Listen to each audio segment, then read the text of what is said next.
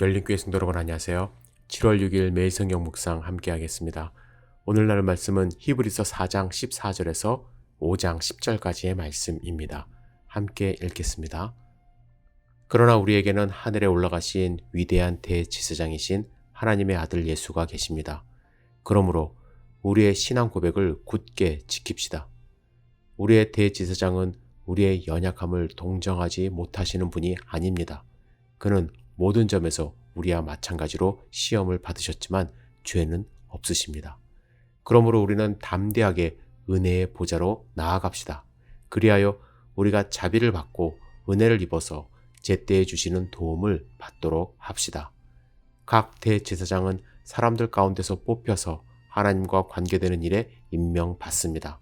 그리하여 그는 사람들을 위하여 예물과 속죄의 희생 제사를 드립니다. 그는 자기도 연약함에 휘말려 있으므로 그릇된 길을 가는 무지한 사람들을 너그러이 대할 수 있습니다. 그는 백성을 위하여 속죄의 제사를 드려야 하는 것과 마찬가지로 그 연약함 때문에 자기 자신을 위해서도 드려야 하는 것입니다. 누구든지 이 영예는 자기 스스로 얻는 것이 아니라 아론과 같이 하나님의 부르심을 받아서 얻는 것입니다. 이와 같이 그리스도께서도 자기 자신을 스스로 높여서 대제사장이 되는 영광을 차지하신 것이 아니라 그에게 너는 내 아들이다.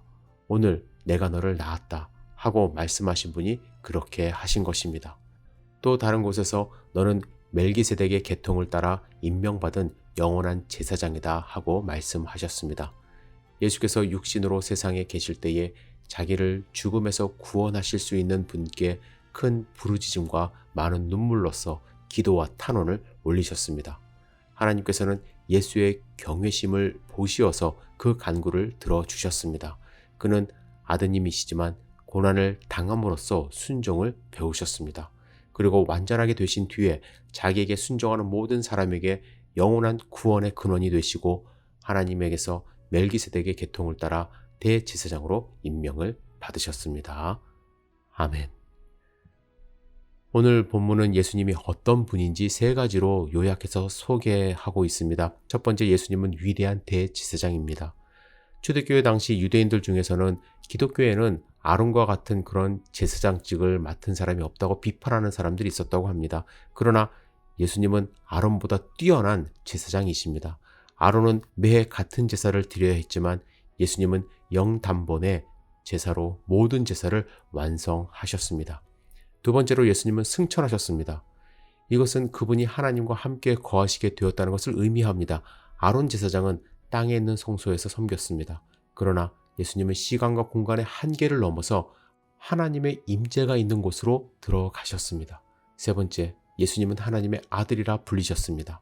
예수님은 인간의 몸으로 이 땅에 오셨지만 흠 없으신 하나님의 아들이 성육신 하신 것입니다. 여러분, 나는 주님 한 분만으로 만족해 라는 찬양이 있습니다. 우리는 예수님 한 분만 있으면 세상에 어떤 것도 부럽지 않습니다. 부러워해서는 안 됩니다. 예수님은 우리의 죄를 속죄하셨을 뿐만 아니라 우리의 연약함을 아시기 때문에 은혜의 보좌로 나아가 기도하며 예수님의 위로를 우리는 받을 수 있습니다. 예수님은 과거의 문제를 해결해 주셨고 현재 우리와 함께 하시며 미래를 보장해 주십니다. 여러분, 예수님 한 분만으로 만족함을 느끼시는지요? 1949년 10월 해롤드 태프트라는 미국의 기상학자가 있었습니다. 그는 미국의 3분의 1에 해당하는 그 거대한 지역이죠. 미시시피강 서부 지역의 첫 번째 텔레비전 기상학자가 되었다고 합니다. 그는 텍사스에 있는 폴스워스의 채널 5에서 매일 일기예보를 담당했습니다. 그 뒤로 그가 무려 41년 10개월이라는 긴 세월을 마감하고 1991년 8월 30일 일기예보를 마친 후 은퇴했습니다. 41년간 일기예보를 성실하게 해왔기 때문에 기상 통보실뿐만 아니라 수많은 팬들의 사랑을 받게 되었다고 합니다. 1980년대에 채널5 방송국을 새로 맡게 된 관리인이 이 태프트를 해고하려고 한 적이 있다고 합니다. 그때 시위자들이 방송국 주위에서 데모를 했고 광고업자들이 광고를 취소하겠다고 했다고 합니다. 그래서 결국 이 태프트가 다시 기용이 됐는데 그는 사람들에게 인기가 많았습니다. 친절함, 기술 모두를 갖추고 있었다고 합니다. 그는 또한 헌신된 그리스도인이었다고 합니다. 매 주일마다 트럼펫 연주를 교회에서 했고요. 또 담임 목사님에게 이렇게 부탁했다고 합니다. 무신론자나 불가지론자를 만나면 제게 보내주세요. 기후변화가 어떻게 일어나는지를 보여주면 무신론자도 그리 오래가지 못할 것입니다. 그는 복음을 증거하는 데 최선을 다했어요. 테프트는 사람들에게 일기예보에 관하여 신뢰감을 주었습니다. 믿음에 대해서도 신뢰를 주었습니다. 사람들은 40년 이상 성실하게 일기예보를 한 경험 있는 전문가를 신뢰합니다. 여러분, 히브리서 기자는요, 그보다 더 신뢰감을 주는 지금 예수님을 소개하고 있는 거예요. 여러분, 예수님은요, 우리가 다가가야 하는 유일한 분입니다. 예수님은 여러분과 저의 연약함을 체휼하세요. 같이 느끼셨어요. 예수님은 쉽게 동요하는 우리의 기질이나 쉽게 흔들리는 헌신, 미래에 대한 두려움, 자기중심적인 태도 다 이해하십니다. 우리를 쉽게 비난하지 않으십니다. 우리의 필요를 알려드리고 힘주시기를 간구할 때 우리는 예수님이 우리의 슬픔과 고통을 이해하시고 우리와 함께 느끼신다는 확신을 가지고 그분께 나아가는 것입니다. 여기서 중요한 것은요, 예수님이 죄를 물리치셨다는 사실이에요. 예수님은 우리에게 밀려오는 모든 죄의 유혹을 받으셨어요. 배고픔과 권력을 쥐고 싶은 욕구, 그리고 자신의 능력을 과시하고 싶은 마음 등을 다 경험하셨습니다. 이들 각각의 시험은 타협할 수 있는 기회를 제공했지만 예수님은 절대로 타협하지 않으셨어요. 예수님은 십자가상에서 외로움을 다 견디셔야 했고 제자들의 배신과 적들의 공격 다 당하셨습니다.